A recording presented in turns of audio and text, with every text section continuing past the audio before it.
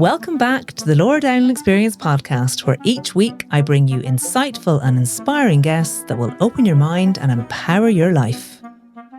Before we get into today's episode, I would love to ask you for a little favour. If you like this podcast, and I know so many of you do, you could really help me out by giving it a nice rating, sharing it with your friends, and subscribing to the podcast. It may not seem like a big deal, but actually this really helps to keep the podcast high up in the charts, and that means that I can keep bringing you brilliant guests who are insightful, inspiring, and full of wisdom that we can all learn from. Thanks a million.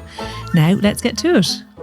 Are you navigating perimenopause or menopause? Then Fabu-Shroom's Meno & Peri is the supplement blend for you. With the functional mushroom lion's mane plus essential vitamins and minerals to support hormone balance, energy, metabolism, bone health, and just give you your mojo back. Join the hundreds of thousands of women who love this blend and who, in their own words, feel more like themselves again. Check out these amazing reviews on fabulwellness.com, available on fabulwellness.com and in pharmacies and health food stores nationwide.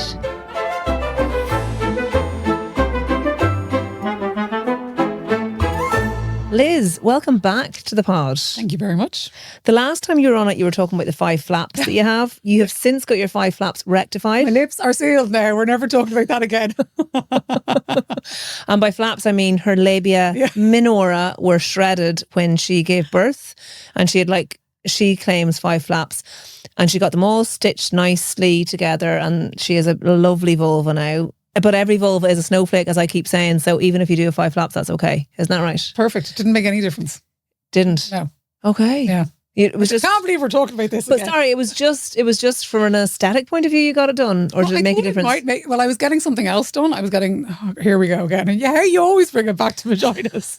I actually didn't even, I have no questions thought for you. I have no notes for this podcast, and it just came to me. I don't know why. I was getting, it's called the Vagilangelo, right?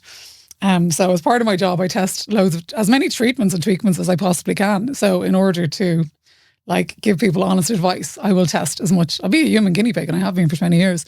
So I went to this treatment to get this treatment done in Cork called Vagilangelo by Professor Barry O'Reilly. He's a obs-gynae.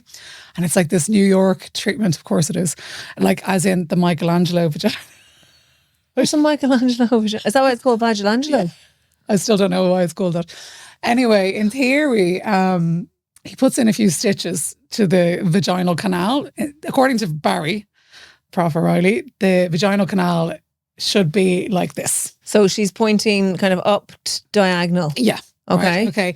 With her 2 fingers. With age and pregnancy, and even just age, it starts going down and down and down. So it starts falling down. As the womb falls down on top of it, okay? So kind of with prolapse. Yes, exactly. Effectively. Okay.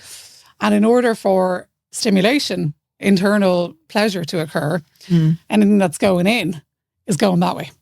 Whereas whatever's going in is going horizontal, whereas it should be kind of going up at an angle to hit the right spot. Okay. And this procedure basically stitches you back into shape effectively, right? All right. So he did that, and then he did PRP around my vulva area. Well, PRP on your clitoris? Yeah, around that area. Oh, yeah. Sorry. That just to me. Yes. Oh, Jesus. That was awful. And then he was like, sure, while we're here, we may as well tidy things up. So I didn't do it intentionally. It was just a byproduct of the Vagilangelo vagina procedure. Did the Vagilangelo, I honestly did not think that we'd be talking about this, but did it work? I don't think so, not really. Okay. No, not See, and this is why we love you, Liz, because you go and get this fucking shit done, and then you go, listen, birds, listen, girls, it's not worth your money. Maybe my vagina was fine in the first place, to be honest. I would suspect your vagina was perfect. And maybe I didn't necessarily need it as much, but I was like, and I wasn't allowed to have sex for 6 weeks while it healed. And I was only dying to try it out, basically. I was like, I can't wait to see what the difference is. And then I tried it out and I was like, well, bloody hell, that was disappointing. Okay. Compared to other treatments, let's say the Emsella chair, that you've had and I've had, like the pelvic floor chair. I absolutely know. Which does not change your vagina. No, it's just for your pelvic floor. Yeah, but it definitely strengthens the muscles. And then anything sexually, I found a huge difference. Okay. Massive difference. Well, I actually remember you were the one that introduced me to it, and I got a voice note from you going, "Oh my goodness, Laura, I am like a 17-year-old again." And I was like, "Well, Liz, I was still a virgin when I was 17, so I wouldn't know what you're talking about." And then the PRP around your clitoris, nah. Oh my God, I've never... Honestly, I would rather stick pins in my eyes, and I hate anything to do with eyes. Yes, literally. Well, that's exactly what it is. It's like pins in your clitoris, and they're using the PRP, which is the plate, what they use in skin, rich plasma, what they use in joints and sports therapy, whatever, to try and regenerate the area. I literally feel a bit sick at the thought of it. I have to say it was gas because I was getting the train home afterwards, like the Aaron Ward Aaron. I was like, I had to go to the toilet. Oh no. On the train. And they'd given me like a facial type thing to put on my vagina to take down any like, and I was like in the toilet, on the train. Oh gosh. Like rocking around. Blood everywhere. I was like, oh my God, this is the worst thing ever. In terms of the PRP, was so strange because you felt really numb down there, like you were completely numbed up. You know the way do you know when you've had loads of fillings, right? Or you've had loads of dental block, and you come out and you feel like your mouth is like you feel. Oh yeah, and you can't smile or. You're convinced that everyone looking at you like sees like that your face is like an elephant on one side, but it's not really. It's just you psychologically. That's what it felt like down there. I felt like I had a penis basically for a few hours. I was like, this is what it must feel like to have a penis. And what did it feel like to have a penis? Did it feel good? No, it felt horrible. Well, there was all sorts of stuff going on point as well. I was just like I felt really conspicuous, as if everyone on the train was looking at my vagina. They knew you had had a bit of work done in your vag. Oh, anyway, so that was that. How we got on. Okay, well, moving on now. Straight off the bat. We're actually here to talk about how divorce is so difficult in Ireland. We are. Yes. And we're not here to talk about our divorce partners at all. No. We're literally talking about the process. How difficult it is. And actually, I see it all the time in the confessions, people saying it is literally horrendous. Yeah. And I know from other friends of mine that live in other countries that it's much, much easier. And I also had a solicitor in family law on deliberately to talk about this subject. And even she was like, it's just horrendous. It is horrendous. It's like Chinese torture. So we're not here actually to give any advice or hope to people. We're just talking about how shite it is. It's the reality, yeah. Like I'm 6 years now. 6 years trying to get divorced. So 6 years separated from my ex. So 2020, Jan 2020. And like I thought I would be so far out the gate at this stage. If someone had told me 6 years ago, I would still be married.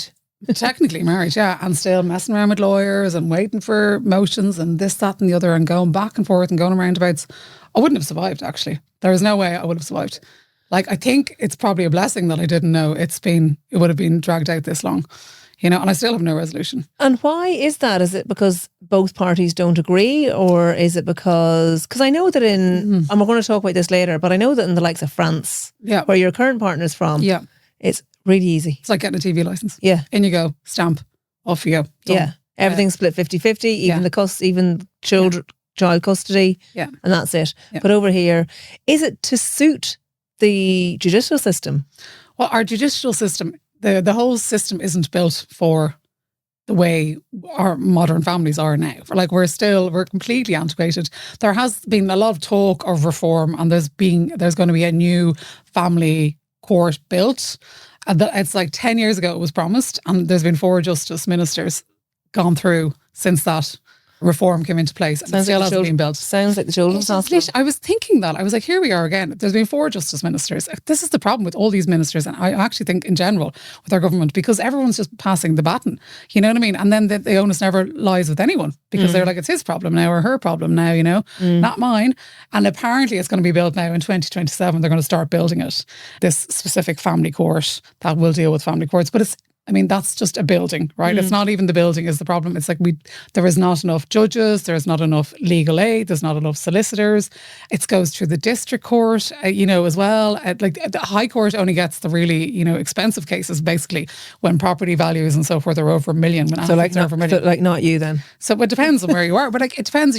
When assets values are over $1 million, technically goes to High Court or if there's other circumstances. But broadly speaking, that's it. So you're still chasing, like, it's just time and like trying to get airtime with the judge. This is the other thing. Every couple, even if you have magnanimously best friend agreed today that this is what's happening, you still have to get it signed off by a court. You still have to go to court and say, we are legally divorced. So that's another problem. So that's, adding problems. We have other loads of other things. Like we don't have a prenup situation in Ireland. I know we've all seen it in American movies and it probably sounds silly, but actually it would mitigate a lot of the problems on the other side.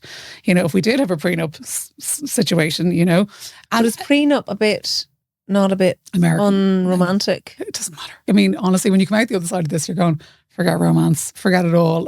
Protect yourself at all costs. The other big problem is we have this in-camera rule in Ireland, which means that whatever happens in family courts is not recorded per se, because it's kept private, obviously. It's to protect the families and the children and whatnot, which is grand, but it means there's no transparency and there's no rules. So no one really knows what goes on, like how a judge makes their judgment. Do you know what I mean? Or how a court, there's not like... So there isn't documents to look back on and go, this is why this judge decided that. Exactly. Or that's how case A ended up with that result and case B ended up with that result. Like, for example, you and me could have the exact same situation. We'd have the exact same families, the exact same income, the exact same children, age, everything. Like we could have absolutely identical lives and we could both go in looking for a divorce and separation, and we could come out with completely different outcomes. So there is absolutely no protocol.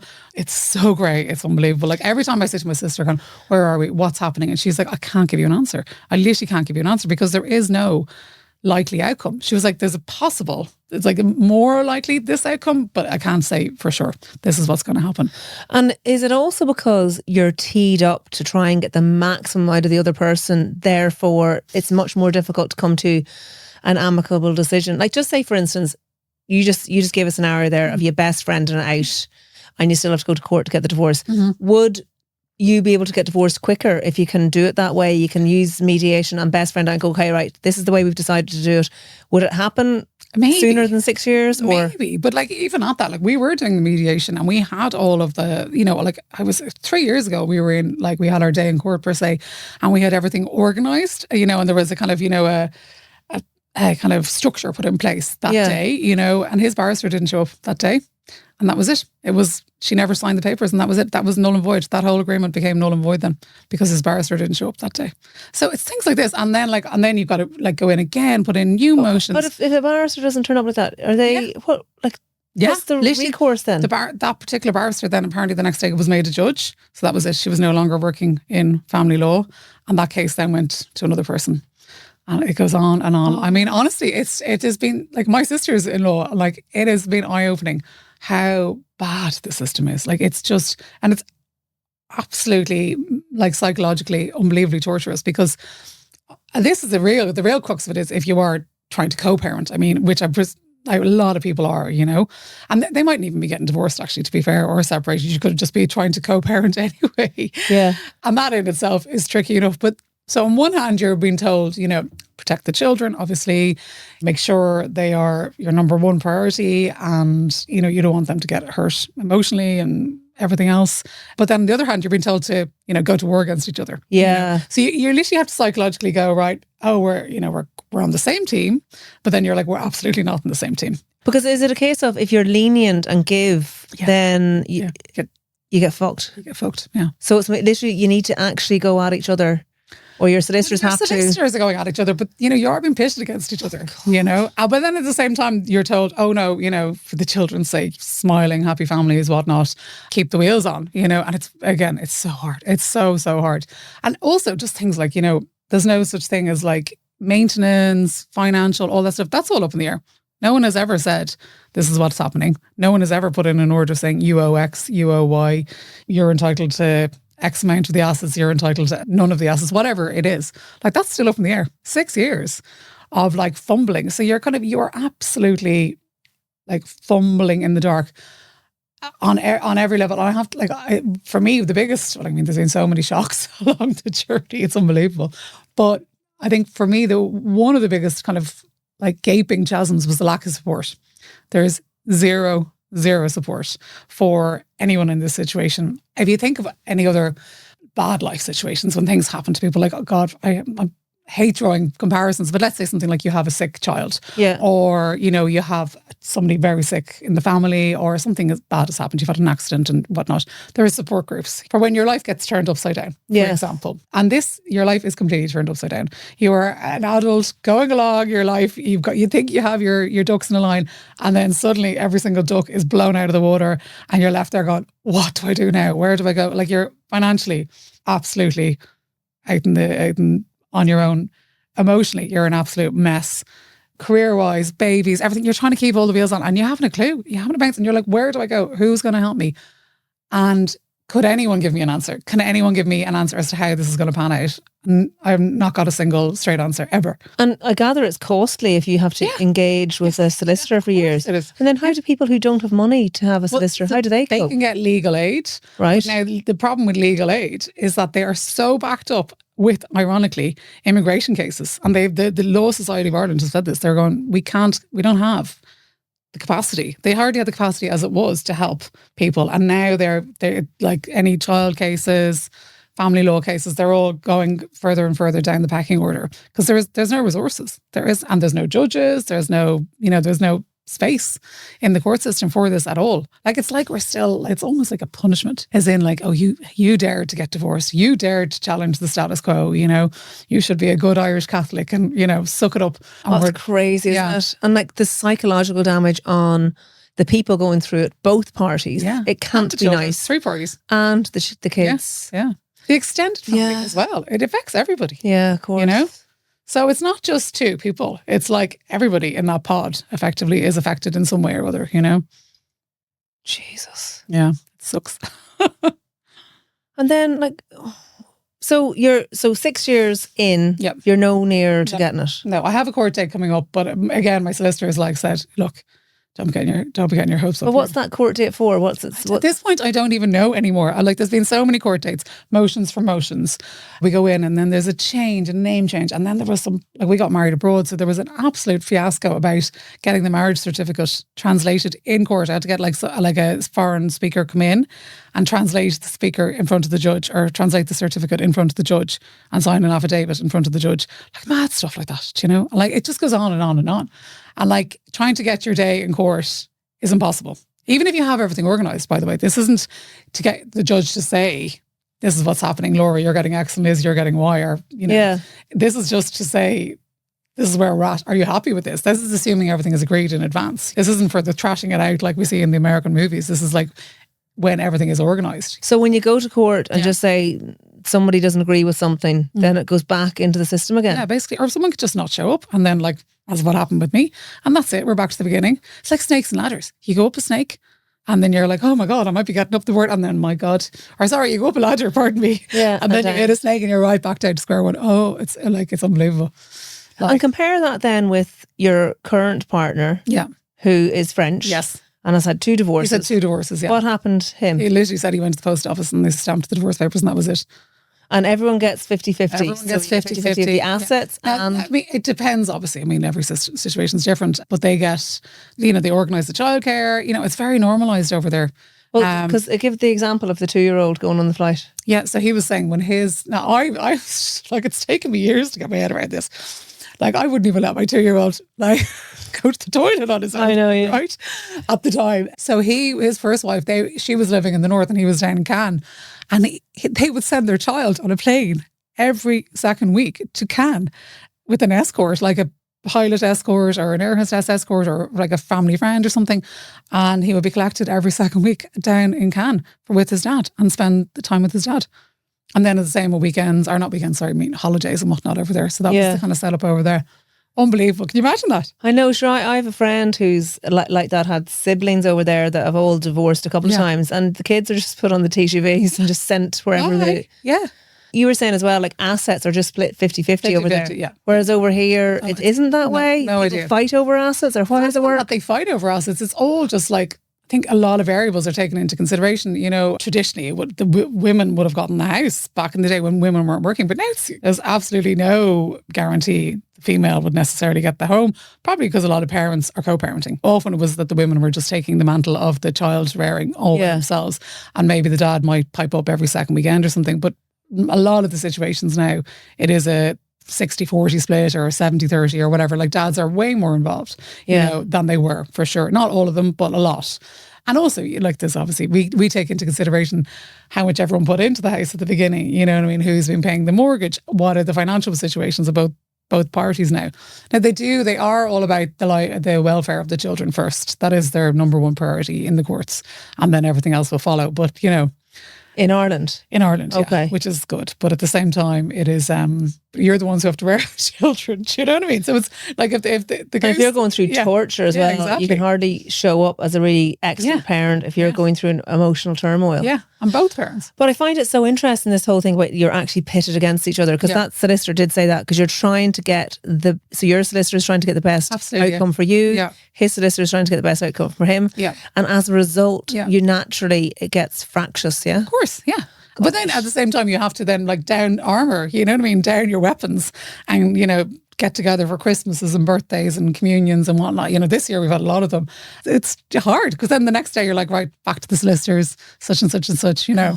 So, and I mean, like, yeah. Like, I know I have loads of friends who are in much worse situations. I had a friend who was like living with her ex-husband for years. I know loads of people who have to live with their separated spouse, you know, and like War of the Roses situation, you know, like where they're having new girlfriends and boyfriends in the house, do you know what I mean? Like in the same house.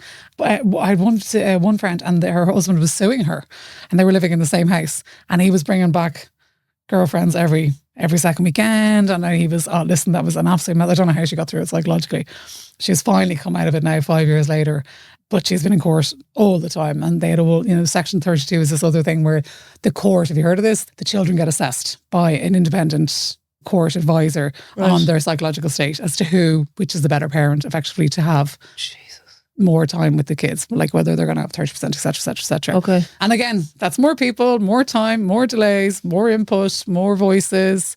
I don't think anyone's trying to do any harm, you know, like I think the courts are trying to do their best for the families, but at the same time, I don't think they realise, you know, the ripple effect that this is having on everyone around them. There's so many things that happen. And like I said, I'm lucky that it's ironic, isn't it?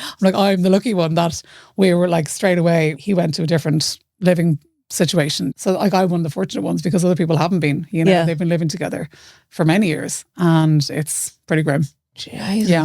And then where do we stand in Ireland in terms of stats for divorce? We're still like, I think we're the second lowest in the EU for divorce, but saying that we get married extremely old in Ireland. We're one of the eldest, we're the eldest actually to go down the aisle. We're the eldest to have babies. So technically... Why is that?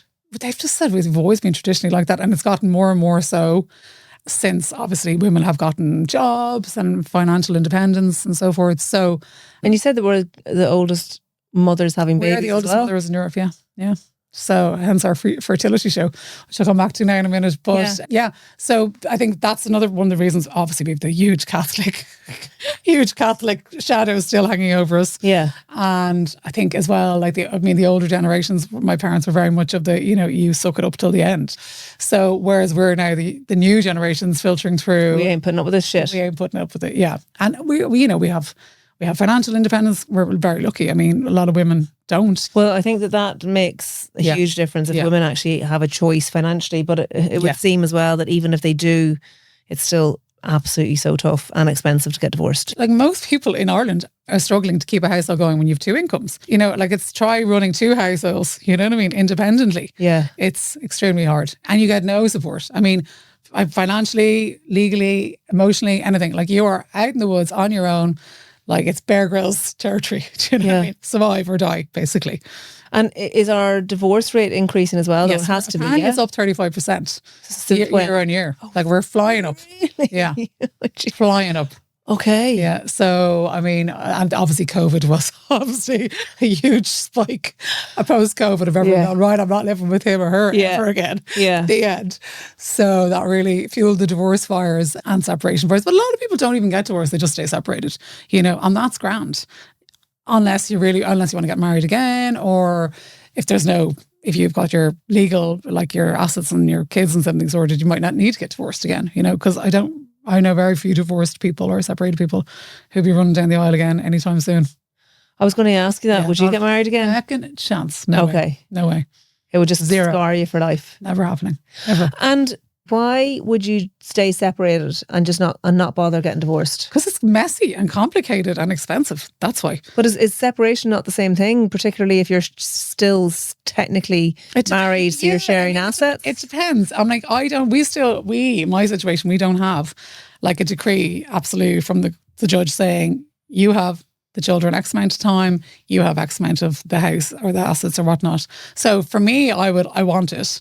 I want it in black and white, because there's been so much vagueness over the last 6 years that I don't know where I stand, and nor does my ex-husband. We are literally in this limbo land. We're in purgatory, And until a judge says X for you, Y for you, children for you, X, Y, that's it. Like it's anyone's game, really. It's a game. It's like Squid Games.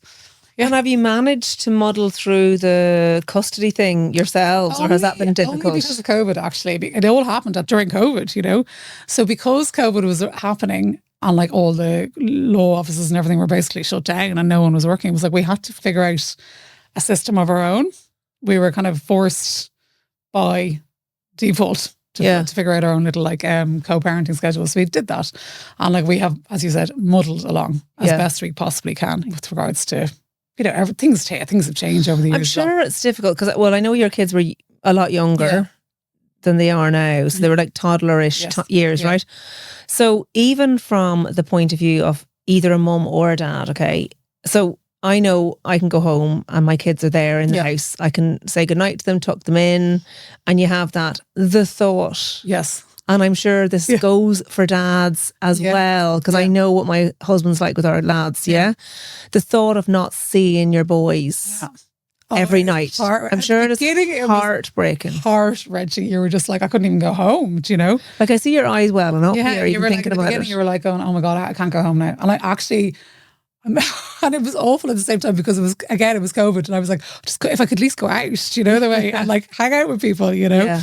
However, I do think in a strange way it did me a favor because it made me face up to it, and deal with it. Where I'm one of these people who will get busy, and not deal with stuff. Yeah, I'll be too busy to emotionally, deal with things, and I will really like put it in a box, pack it away, and leave it somewhere in the back of my mind to fester, 30 years later. So it kind of made me deal with it at the time. Actually, there was 2 things I did at the time which were really helpful. And I think everyone who's going through this needs to... I said at the time I would set up a divorce club once I was out the other side, thinking that would have been a year ago or 2 years ago. Because I was like, there needs to be some kind of support system, like AA or something, where people can come together, say, Hi, I'm Liz and I'm going through a divorce. Exactly. We need like a divorce version of AA, Fuck me, that's a really good idea. Exactly. And also for... bolted on to the Future Fertility and I'm telling you, I keep saying to Nikki, I was like, Future Divorce Show, it's got to be next. But we do need some support. I mean, emotionally, also I found it on Tinder. I'll come back to that now in a second. But I did say once I was out the other side, I would set up a divorce support group of some form or other. I'm still not at the other side, so I haven't done it yet. But 2 things I did. I remember Gwyneth Paltrow, this sounds ridiculous, was getting divorced from Chris Martin at the time. Do you remember the big thing? And she did the conscious uncoupling, right? Yeah. And I was like, what a crock of shite.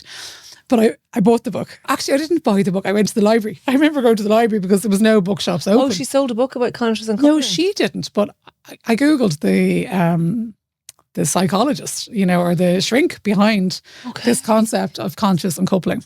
And I did it. I went through the process. And like you're literally out in your garden going, I release you. Okay. I forgive you. Okay. Like and you really mean it? Well, I found it really therapeutic at the time. Okay. You know what I mean? I was clinging on to anything at that stage, And I did think it helped. I really do. And you know me, I am not woo-woo. I am not emotional at all. Yeah. So for me to be doing that was very, very strange. You do strange things when you're in these kind of, you're looking for help anywhere. And it came in the book, and I remember getting it from the library, Conscious Uncoupling. And then it was another book called, everyone needs to get this, anyone who's going through this situation and any hard life situation, it's called Broken Open by Elizabeth Lesser. It's like one of Oprah's fave authors, etc. And she runs the Alpha Institute in America and all this stuff. That saved me. Like, I swear to God, I had that book underlined, Post-its, everything in there. I was like, I had to look at that book every day just to kind of get me through And it isn't specifically for divorces. If you're going through any life, it was struggle? like she had gone through a divorce and so forth, but it was other people who lost children and lost limbs and lost everything, So it was just to try, and the idea being obviously you get broken open in order to kind of come out with something new. And we've heard it's a tale as old as time, you need to go through the horrors to come out the other side often, but the horrors are bloody hard, and when you're in them you're looking for any help. And you mentioned Tinder there. Did Tinder save you? Tinder was the crack. Was it? I had the crack on Tinder. Tinder gets a hard time. I know, right? I was like, I feel like I need to like be the one who's like, no. Well, first of all, I think I was going into Tinder. Two things. My two sisters had been on Tinder for 2 or 3 years prior to this, so they had me well versed. Okay. Right? And they also knew every guy on it as well. I know, Ireland's are so small, isn't it? I have a friend and he's like, Jesus, I go over to London and it's just a whole new world. Because I keep swiping the same fucking people here in Dublin. Yeah. So they kind of had me schooled, right? And I had also been on their Tinder for a few years previously. So I kind of was like, and I was kind of almost jealous, going, Jesus, this is the crack. Yeah. Do you know what I mean? Picking fellas like this. When I was dating, there was no dating. It was like you'd snog someone in a bar. You might go to the cinema if you were lucky, and then you were going out, and that was the end of it. There was none of this dating malarkey. So anyway, I was like about a year in, I was like, right, I'm going on Tinder. I like purely out of boredom more than anything else. I was like, I need to and also to take Did you ever meet your husband on Tinder by accident? But people told me he was on it as well. How'd you block? Your husband doesn't see you. I don't know actually, but because it's a radius thing as well, so it would have been in there. So you were saying it's heart wrenching being at home alone without the kids, and I was like, I can't. I need something to distract me. And like you're ringing up your girlfriend's left, right, and centre, and you're doing as much as you can, but it ultimately comes a point where you have to do something. So a year later, I was like, right, I'm downloading this Tinder and the other one, Bumble and whatever else. Yeah. All of them, I had them all in the go, sure. Yeah. And again, it was during COVID, right? Like in and out of lockdowns that year, do you remember? And she's winking at me when she's in and out of lockdown. Yeah. She was at it during the lockdown, but we'll pass over that swiftly. Hear me out. So we did. I did that. So the girls had me schooled, right? My sisters had me schooled, and they were like, "No, he's a wanker. He's got a small dick. He's a fucking cokehead. No. Right? He's got a small dick." So I was quite lucky, right? So they had like vetted half of the male population already. In them all. So anyway, but the people I was meeting were generally in the same boat as me.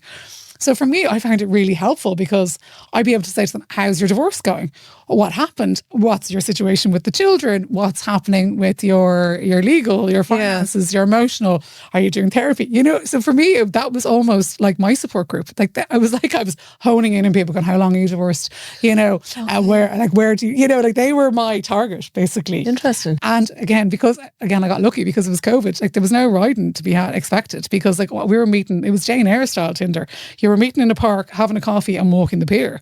Okay. A metre apart. And if things went really well, you got a bottle of wine or a bag of cans and, went to the park. Had a ride in the can. You were reliving your teenage years. Kind of ride, but, a fumble in the grass. Which can sometimes be much more exciting. It was, I swear to God, I had such fun. I really did. It's like reliving your teens. It was great crack. And also, I had no expectations. I wasn't going in looking for a boyfriend. I wasn't going in looking for a husband. I wasn't going in looking for someone to buy a house with, all I wanted was someone to relief. Yeah. The end. Yeah. And possibly that was quite helpful because I did not care. Yeah. And I was like, every week, and I was, this is great crack, meeting all these mad people. Yeah. And like randomers, like it wouldn't be my type at all, but I had great fun. I really had great fun. And I met my current partner on it. Yeah. Oh, did you? Yeah. And like, I was like, and I've told him this a million times, so he won't be offended.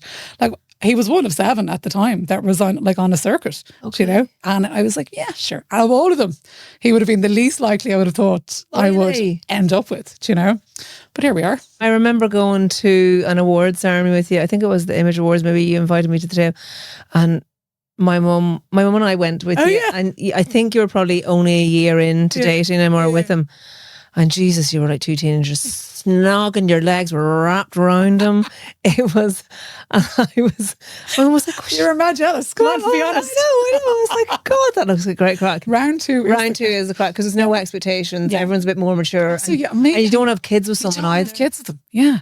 you really don't want to have kids with them. Well, maybe some people do, to be fair, but like that tip of sales, you know, for me and him for sure.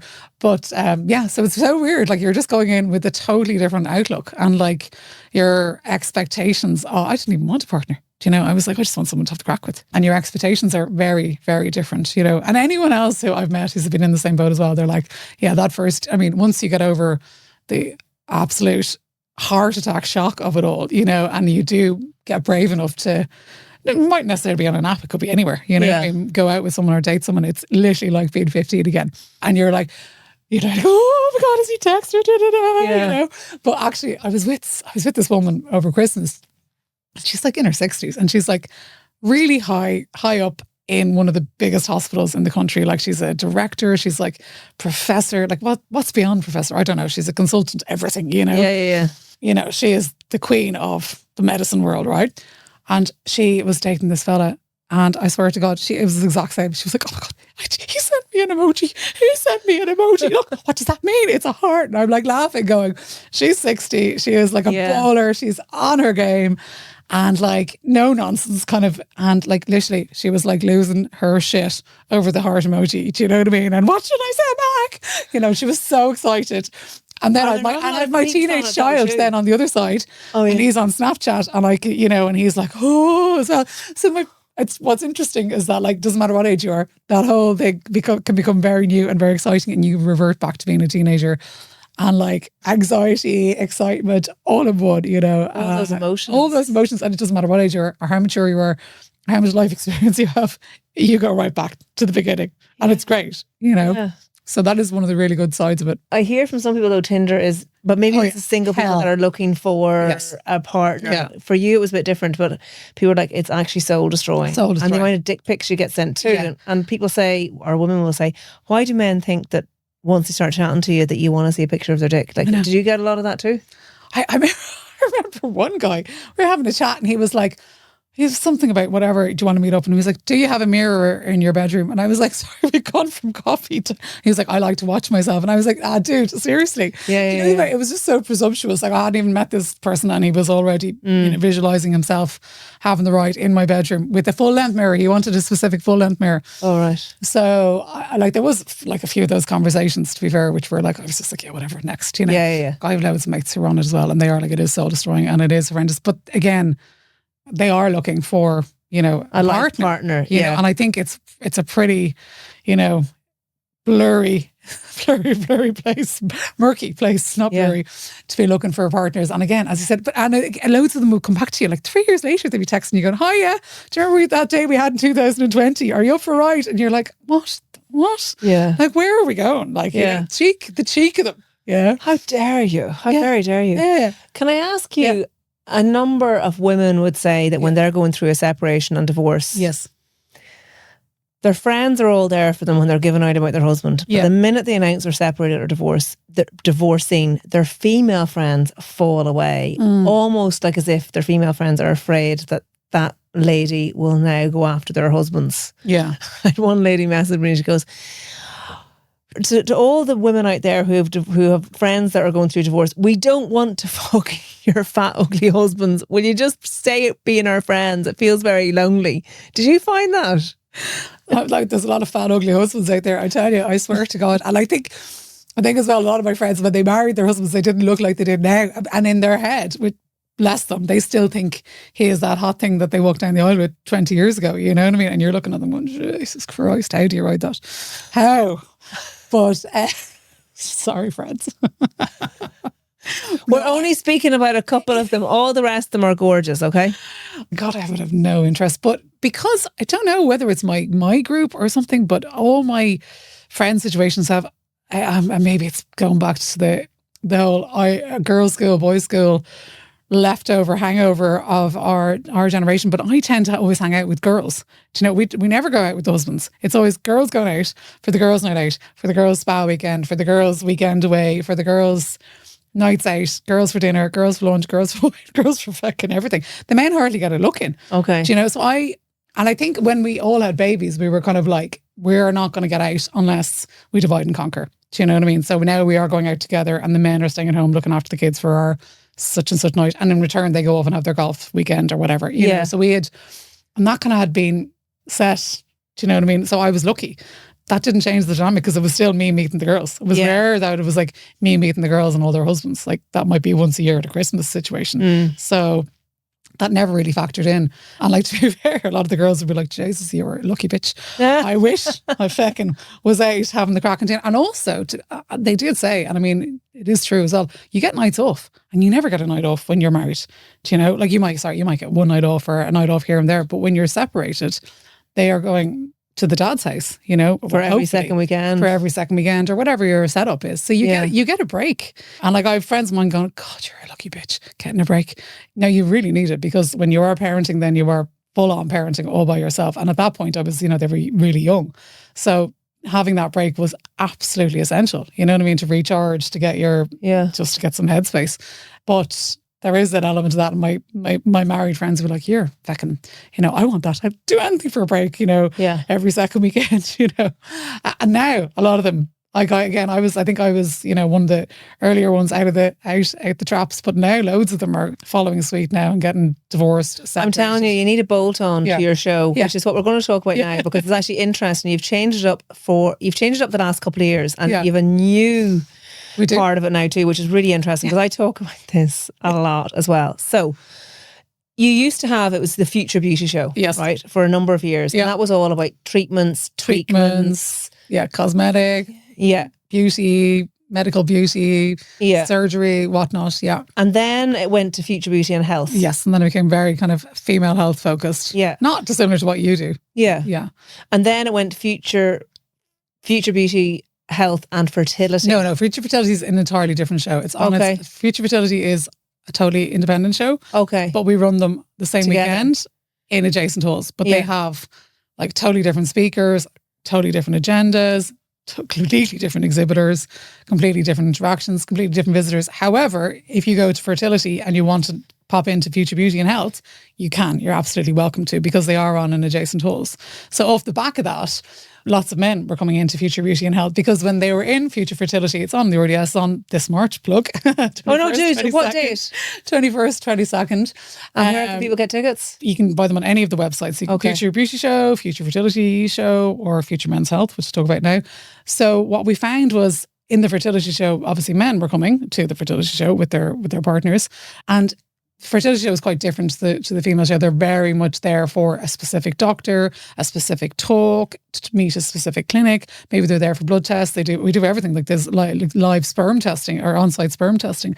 Everything. Do they just rock up with their little vial, or do they have? They go into a cube. They go into a booth and yeah. I didn't realise you did that there. Yeah, and we do they do hormone testing, blood tests, everything. Rondocs are there. Everyone's doing like stuff on site, so it saves people a lot of hassle to me as well.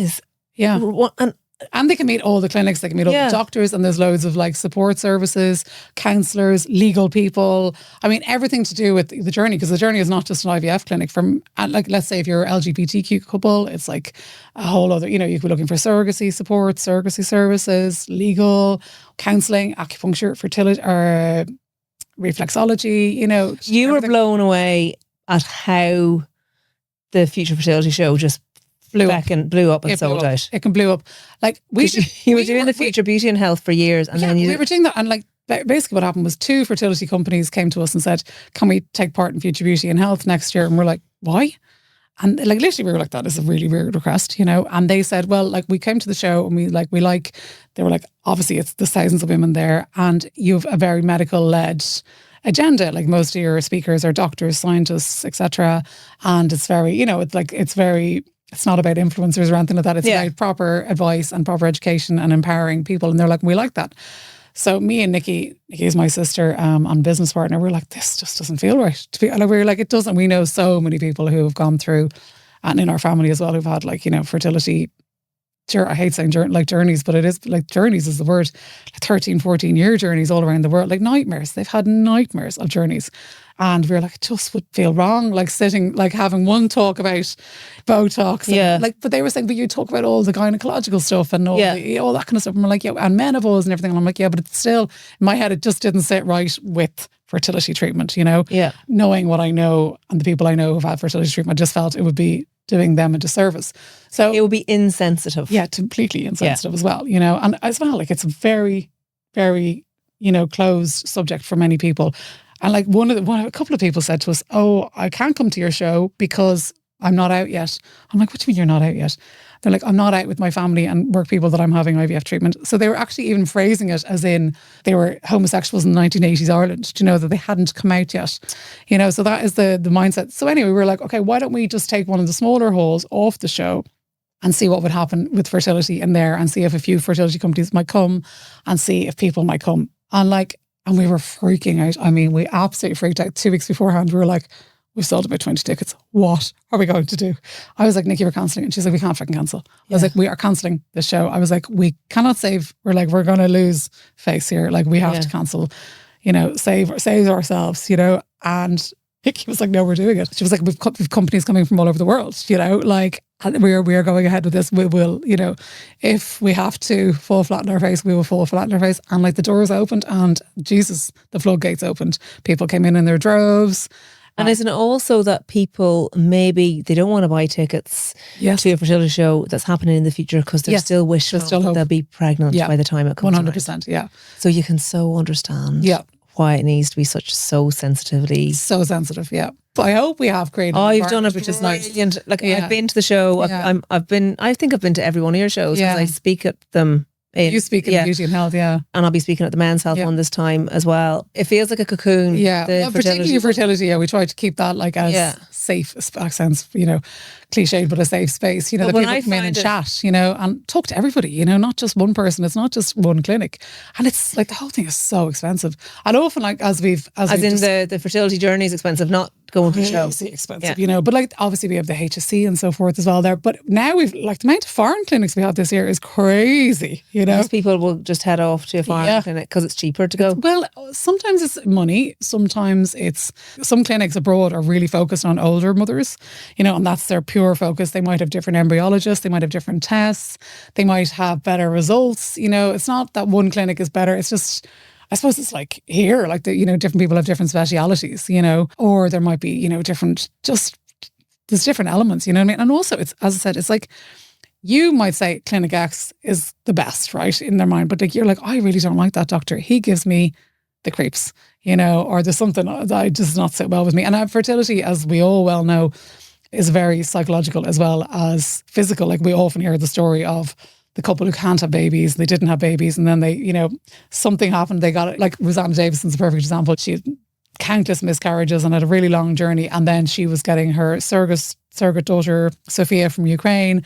And then, of course, during lockdown, she got pregnant with twins naturally, after years. And it's like, and again, a lot of the support services that are at the show, like the acupuncturists, the reflexologists, the nutritionists, everything, they're all saying it's so much part of the journey. It's often something that's happening in the body that isn't necessarily the mechanics of the body per se. So I think that's like a really important part of the whole process. And a lot of the fertility situations are clinical, right? Yeah. And you're like, it's not just the clinic. There's so many more people involved than just the clinic in a journey. Obviously, the clinic is very important, you know, but there's a lot more to it. And also, what struck me when I was at it was the amount of men that are there sitting with their partner, listening to the lectures. That's their problem. Do you know? Exactly. And isn't it wonderful that we've now embraced this? Yeah. Like, and also, like, I mean, like, God, like with statistics or whatever, but I mean, like, it's 50% the man's problem, 50% the female problem, But what happened off the back of that is that men were coming into the women's show, Beauty and Health, and they're sitting down. Where's our stuff? Yeah, where's our stuff? Going, first of all, can I have a goodie bag? We're like, right, okay, you can have a goodie bag. And second of all, they were sitting down in the chats because I don't know if people realise, but in the main show, we have cardiologists, we have orthopedics, we have gynecologists, we have every specialist, every ist going, a thyroid, endocrinologist, talking about the problems that women face after, like, generally after 35, you know what I mean? Like, listen, it all goes to shit, basically. And you're kind of left there going, I don't really know what I should be doing. And often you don't join the dots, is it? And we all just assume perimenopause is to blame for everything. Perimenopause is just the blanket. I know, the blanket for every problem we have. So we have loads of doctors and so forth talking about other topics as well.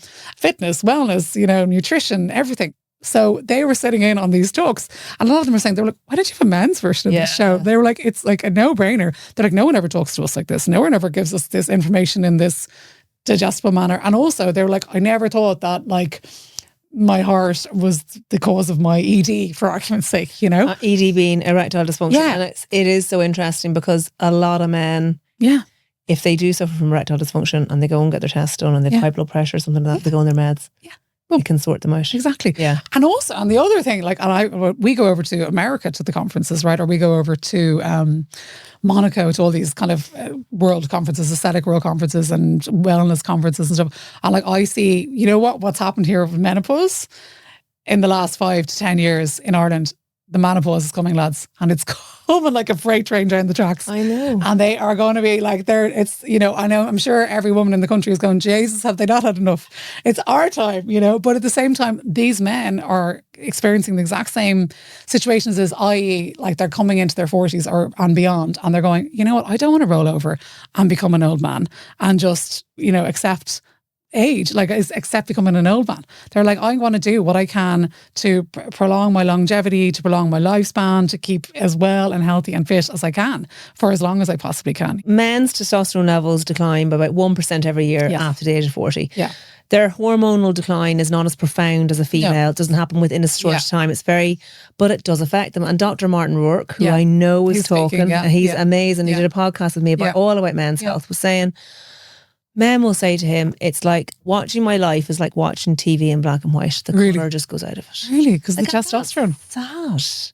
Well, it's just because, I suppose, testosterone, age, life, maybe looking back saying my best years are behind me. Yeah. Like, if we're going to be living in happy households or have happy dads and partners and brothers, I know, men have to be happy too. They do, yeah. And I know, it's funny. Like, on one part, I feel like I'm kind of, you know, jumping teams here, you know, defending the male race after everything. Like, you know, I would say I am quite feminist in my own right, but they do. You're right. They need to be happy as well. And it is what's good for the goose is good for the gander. Do you know? And in America, like, they're all on TRT. TRT is testosterone replacement therapy, which is like a male version of HRT. The perception of TRT here is for the gym bros and it's for the roid bros and the guys that want to be pumped and like ripped. And they're, you know, they would have been the lads historically who would be doing those weightlifting championships. You know, the lads, they're greased up and, you know, looking ripped. And like, it's a steroid situation, but that's not how it's being used now. Like that, the men... Actually, Dr. Alan Farrell, another guy who's speaking, he was telling me about, and actually it enraged me. It enraged me.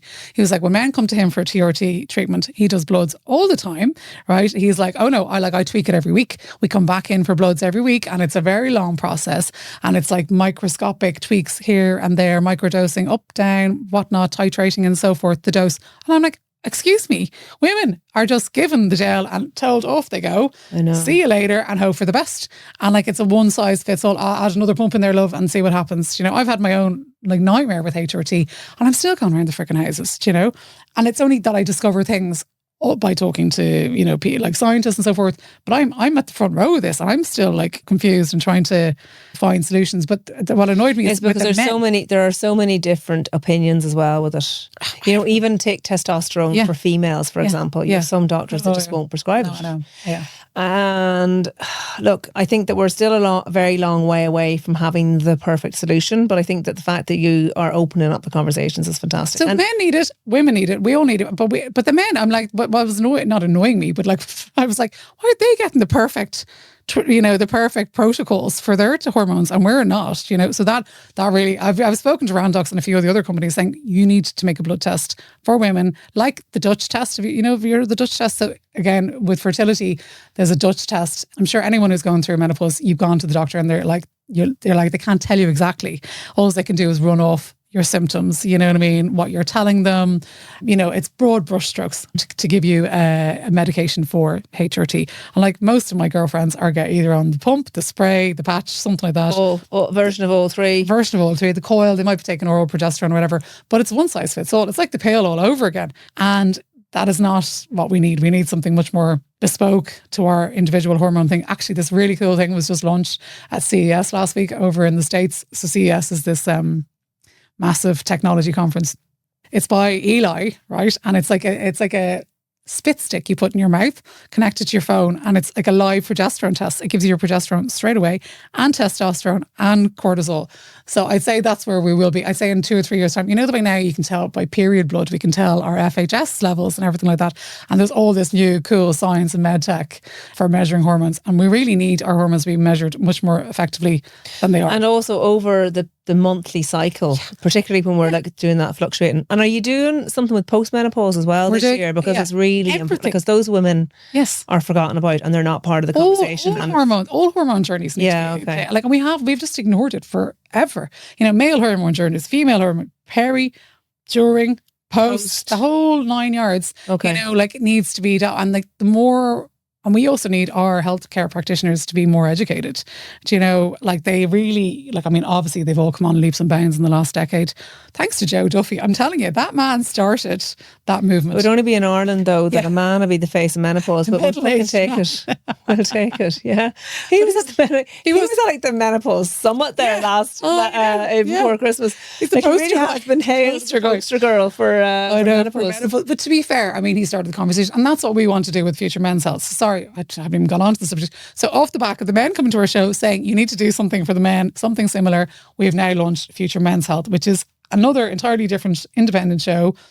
However, we're doing the exact same thing as what we do with fertility. We're running it in the next hall on the same weekend. So you can come along and you can send your partner to Men's Health or vice versa.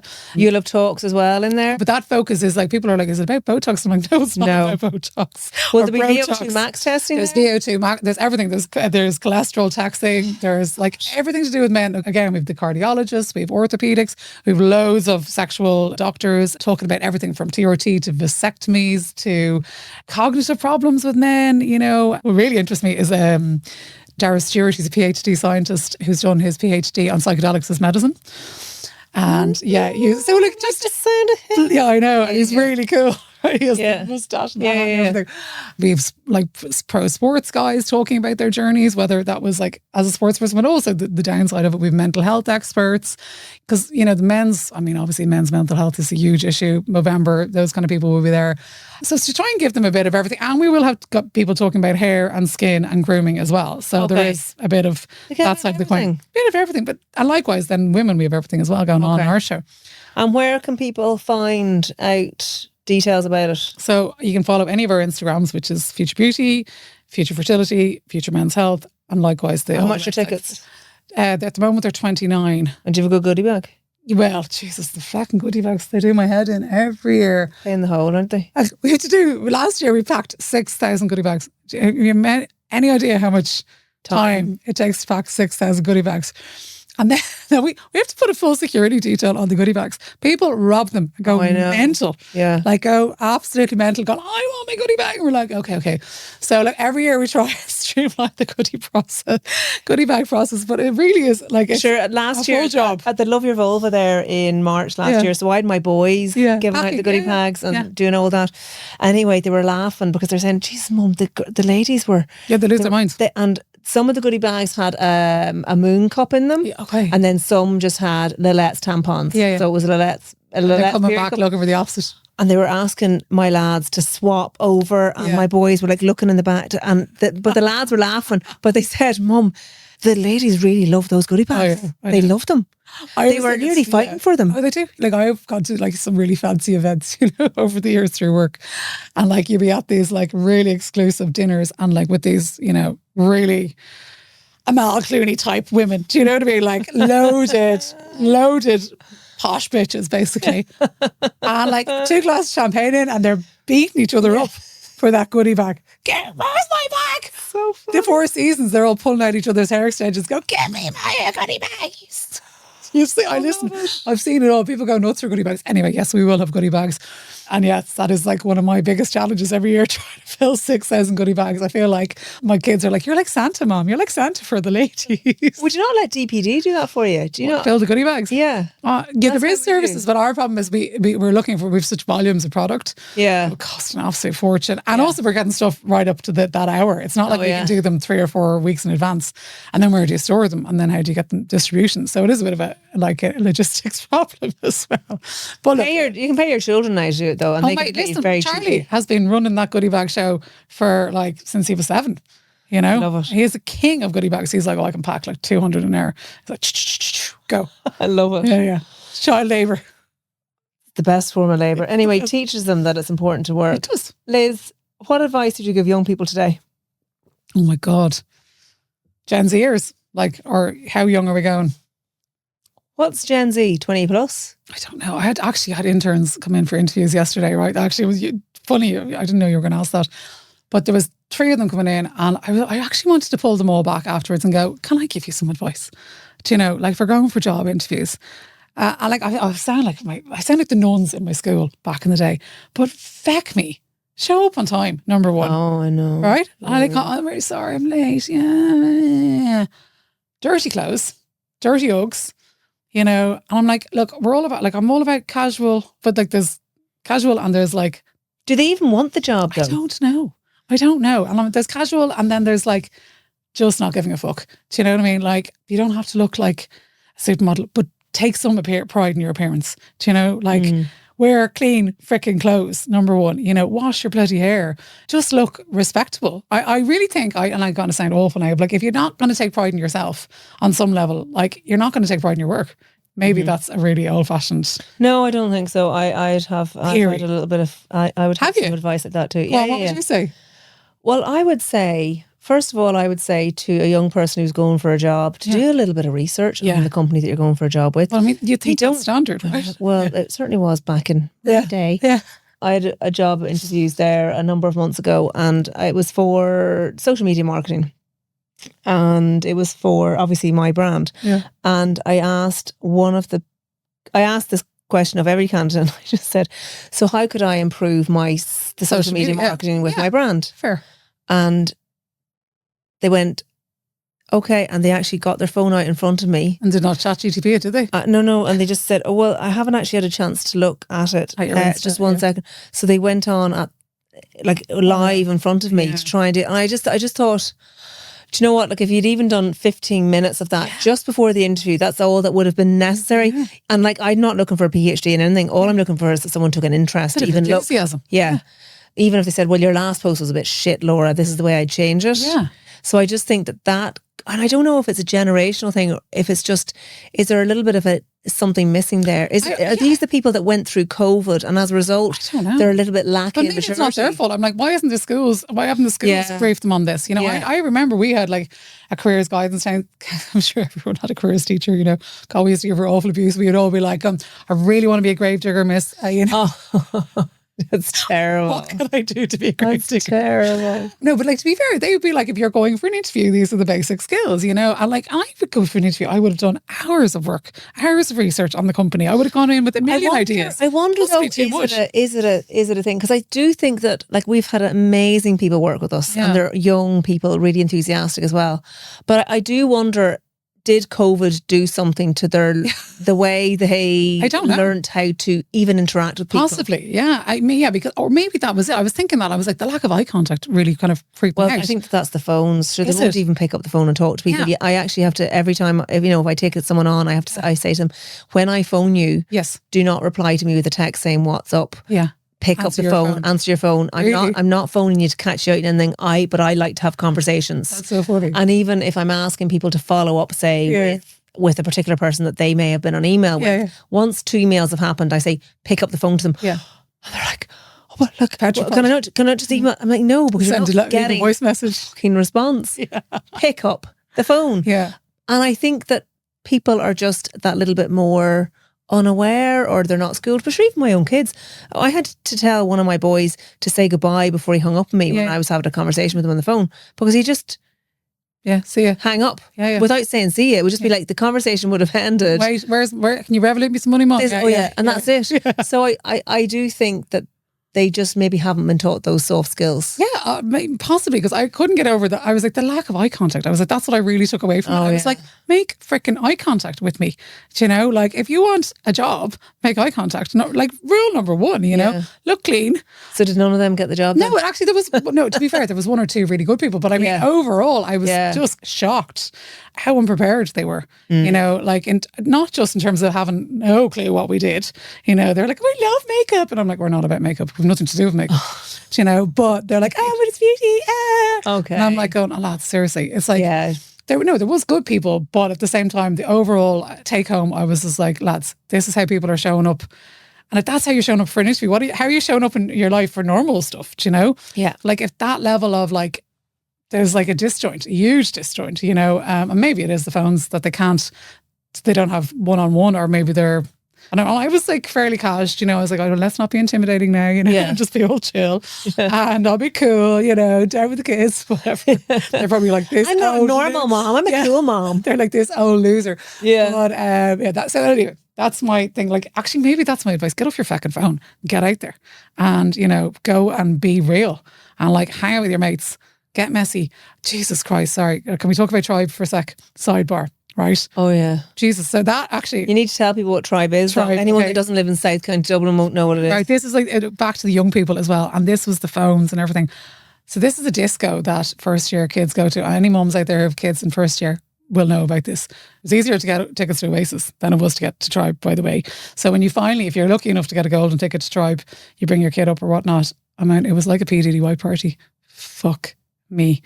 The gear, the women, the girls, children, child bait going in.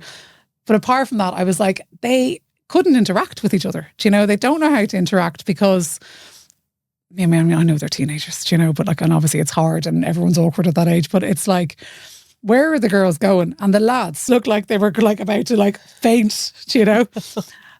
So I do think, like, again, the young people, like they just talk on Snapchat or they just talk on WhatsApp. Yeah. Well, they do not talk face to face.